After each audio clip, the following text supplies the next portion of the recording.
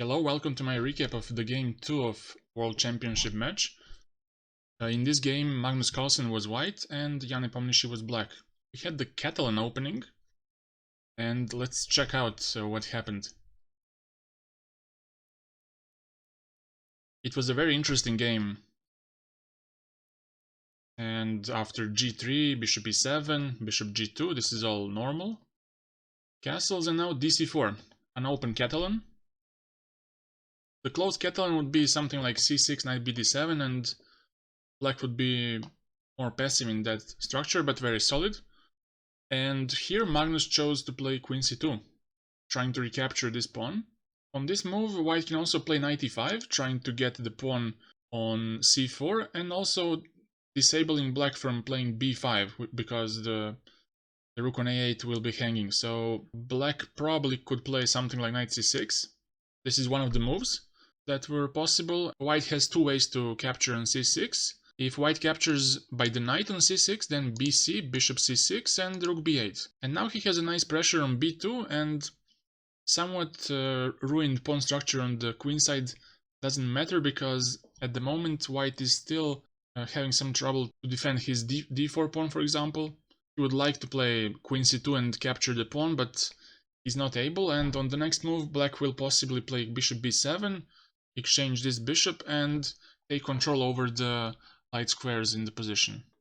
If he takes with the bishop, which is also played quite often, I will show you a really nice variation here. If black takes and knight takes on c6, queen e8. Now the problem for white is that potentially black's bishop on b7 from c8 can go to b7 and cause some trouble on the long diagonal. If white takes on e7, queen e7, and he goes for knight c3, rook d8. Now black wants to go e5 or c5 to use the pin. If white wants to attack this pawn by queen a4, black can capture, and after bishop b3 there's a nice possibility for black. He can sacrifice the exchange by e5.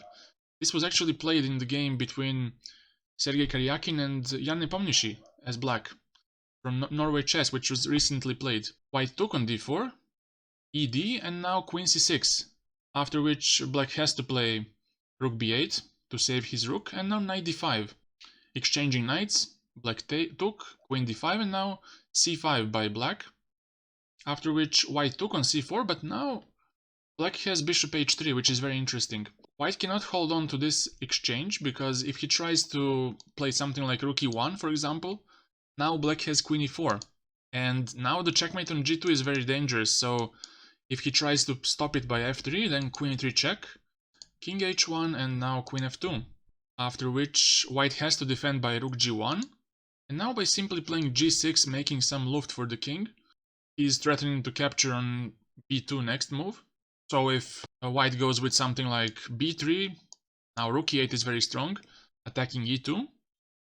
And in case of rook e1, now black has a very nice deflection tactic, bishop g2.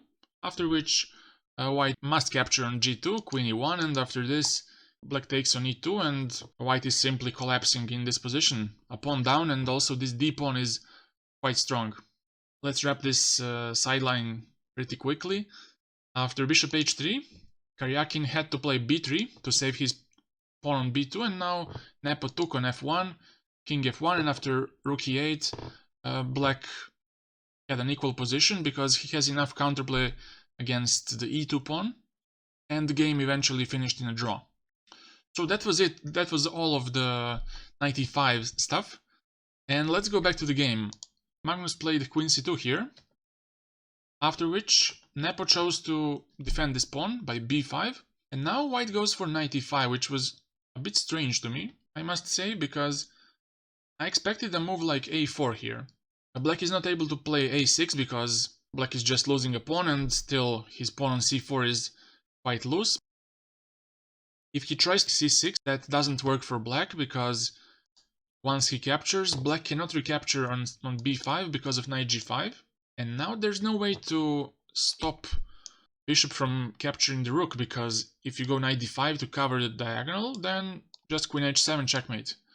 After h6, which would be played by black, now white can put this move, and after rook takes, just take the exchange, and this would be quite bad for black.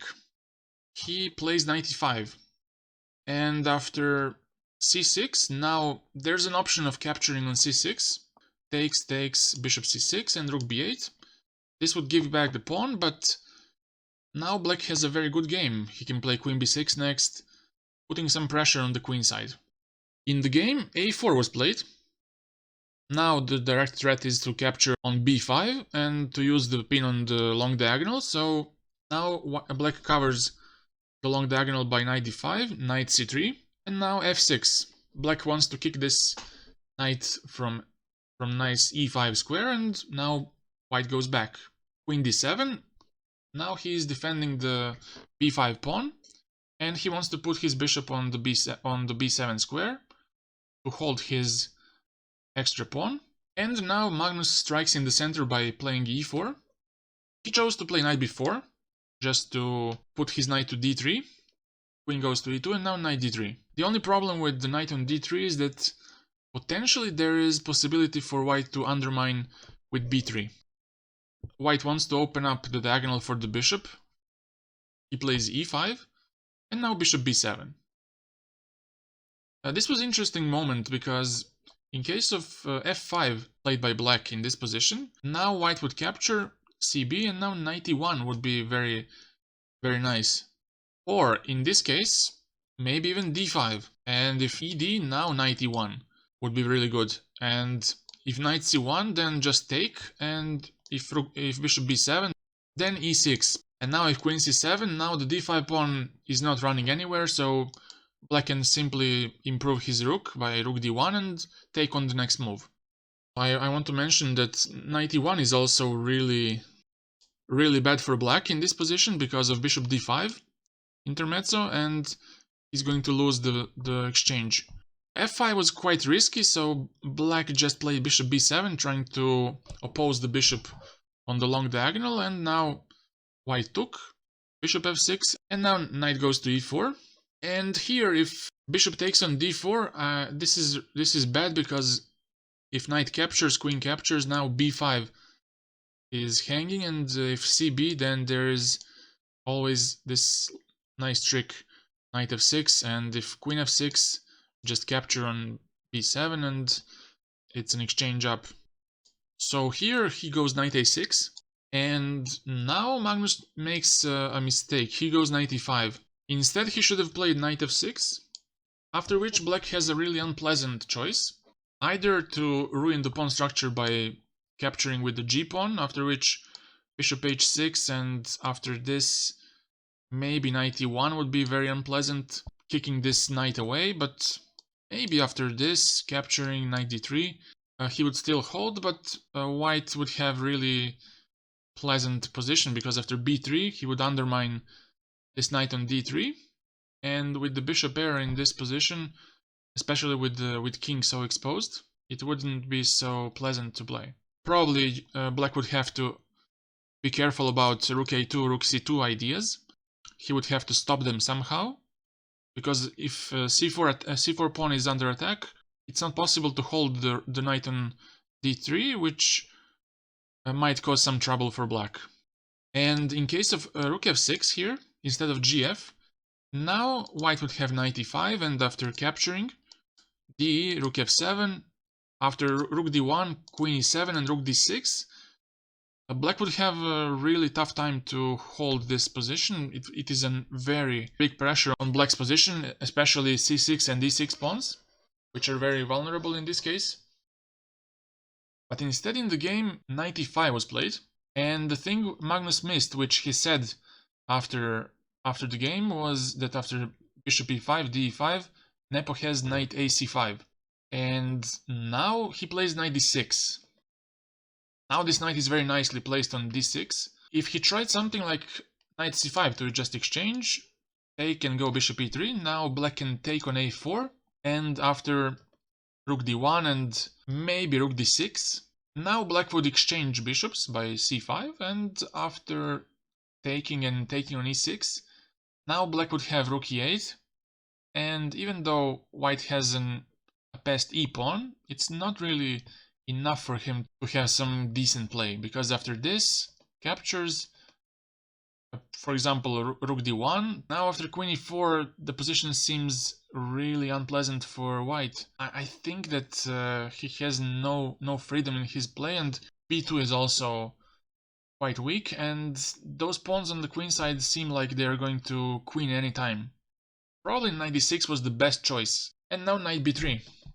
After this move, white is practically forced to give up the exchange, but the question is, how is white willing to give up the exchange? He goes for rook b1 here. And if he tried something like bishop b3, then knight a1, rook a1, and after knight e5, for example. Because if black doesn't do it, then f4 will be played, and this knight on d6 will be very, very tough to kick away. So after bishop c5, for example, knight d3, and when he takes bishop f8, rook f8, and now after ab, queen b. Now when queen takes on e6, king h8, now a rook can take on a7, and the position seems equal because black's king is still not very safe because of some back rank issues, while white can always get bishop f1 to cover from some checks. But Magnus chose a different way to go. He chose rook b1. He took on c1, rook bc1, knight c1, rook c1, and now rook b8. He wants to go to a8, so he with the bishop, so he could push c5 at some point to exchange those bishops. Now rook d1 by white, pinning the queen, and now bishop a8. His plan is to go ba4 at some point and to put pressure on b2, and also to activate his rooks, because the knight on d6 is a monster and disabling black from creating some counterplay. For example, it's disabling black from getting his counterplay on the f file by rook f7, rook af8, trying to put some pressure on the f2 pawn. The only way to do something is to go via b file and to put some pressure on the b2 pawn. So black starts with bishop a8, and now bishop e4. Now if black does something like ba4, there's a very interesting line here, bishop h7 by white. And if king h7 gives a check, this is some kind of a Greek gift. And if king g8, now rook d4. This nice rook lift will be very dangerous in this position. And after queen e7, this is the only way to stop it. Queen e7, and after rook h4 to sack a queen by queen h4 and playing rook b2. And after queen takes c4, rook b1, king g2. Now this is very important to keep the e6 pawn intact.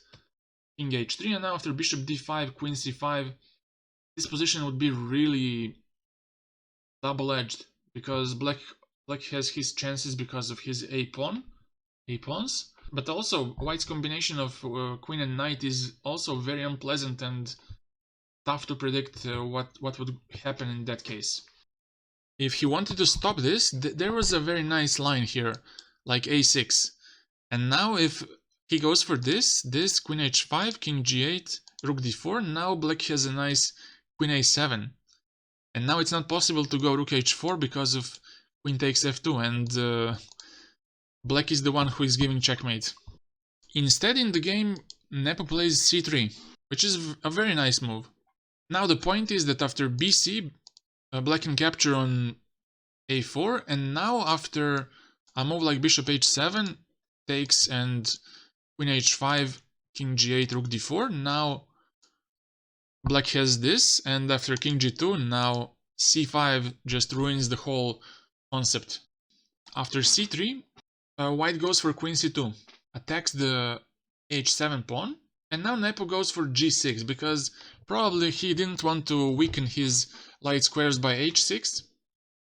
That might have been really dangerous, because after queen c3, black really has to be careful about some batteries with bishop c2, queen d3, and targeting h7 next, which seems super risky, and black just doesn't want any part of it, so he goes for g6.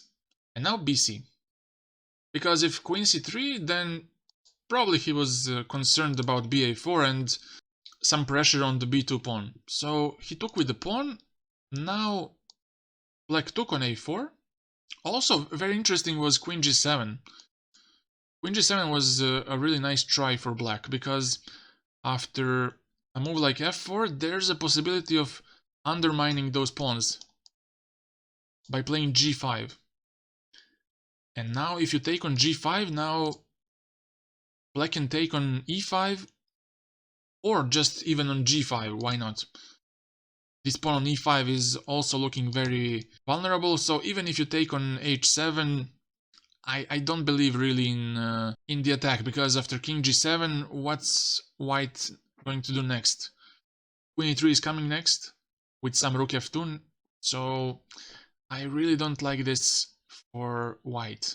And on g5, if he tries to go for queen b3, then now black can capture, and he doesn't care about e6, because king h8, now the g3 is very weak. It seems that black has a very advantageous position. The g3 pawn is quite weak now, and I don't know, this might be the best chance for black in this case. But instead, in the game, he took on a4, after which queen took, rook fd8. This was played because he wants to play c5 next. And now rook a1. Now c5, and now white avoids the exchange of queens. He goes for queen c4. Now he's targeting both c5 and e6 at the same time. Now black took on e4, knight e4, and now black's position suddenly gets more unpleasant, because black cannot use his rooks to the maximum, and there are lots of weak squares around the king. So now, because of this threat of knight f6, Nepo goes for king h8, white goes back to d6, still putting pressure on c5, and now rook b6, which allows now white to capture on c5, rook db8, trying to exchange one pair of rooks, which would make it easier for black to play for some advantage even. King g2 to avoid this, and now a6. Because now black wants to exchange on c6, but it wasn't possible in this moment because of capturing on a7, and this position would not be really easy to hold by black, because of some knight f7, knight g5 ideas, which would be really unpleasant for black. So he plays a6 with the idea of queen c6, and now king h3, avoiding all this. Rook c6, and now queen d4. It was also interesting to go for queen e3, with the potential idea of queen g5, queen f6. And now it's not possible for black to capture on d6, because to get into some drawn ending, because now white has a nice tactic here. He can take on a6, and if queen takes, queen e5 check, capturing the rook on b8. After which we have a queen ending with a pawn up, but this pawn is going to be really dangerous, and I think it's a technical win. So after queen e3, he would have to prove a really nice technique, and also if the queen goes back to e7 to defend from queen g5, now I think there are some possibilities like rook a4, trying to include this rook into the attack by either rook f4 or rook h4.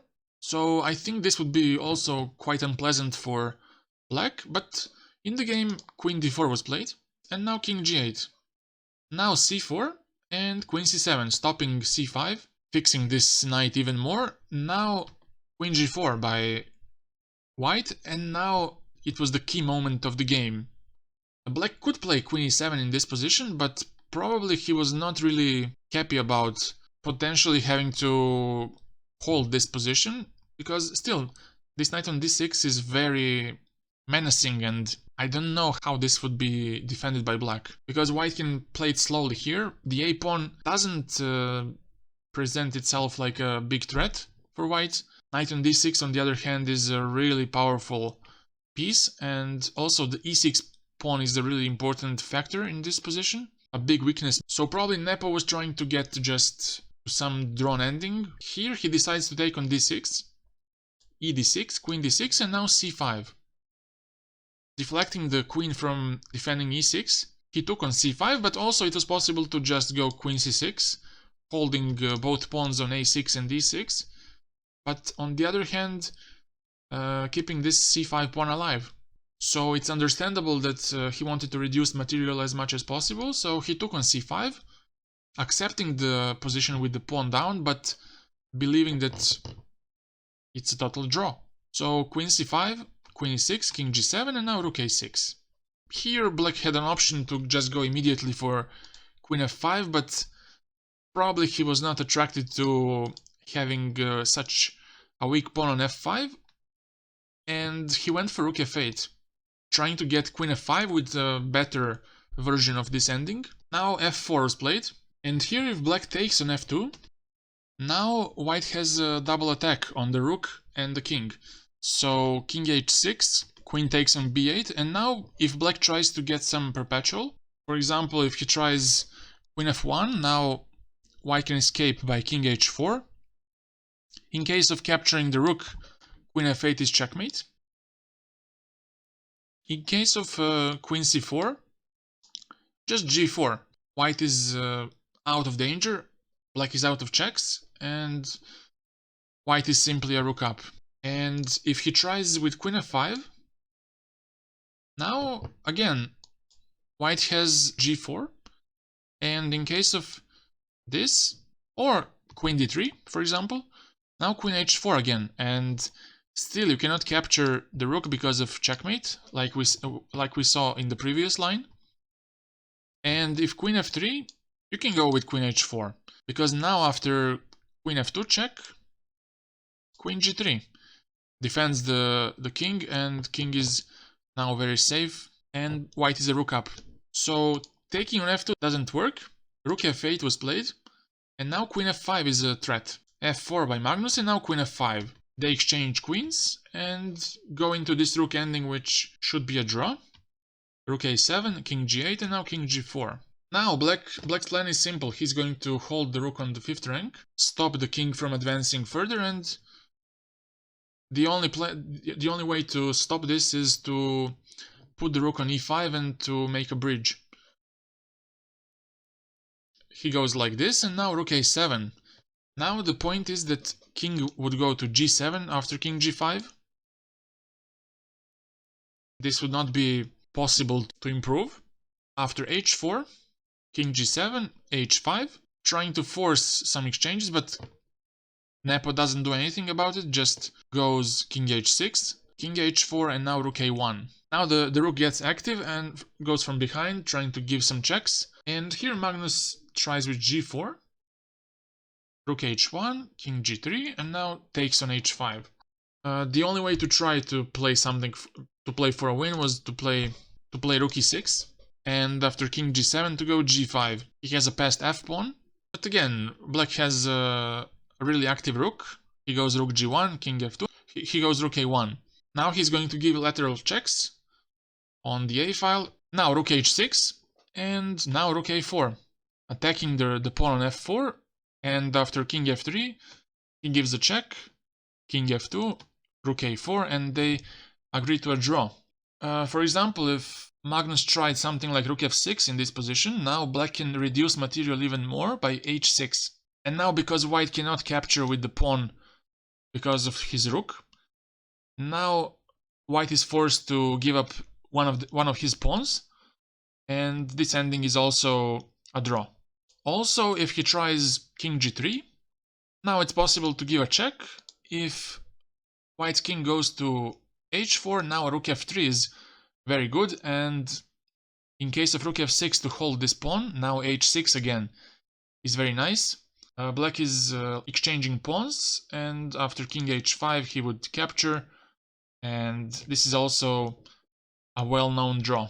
This game was much more interesting than the previous one, than the first one, and I really hope that it gets even more interesting, or as much as interesting as in today's game. So I hope you enjoyed this. This was a bit longer recap than usual.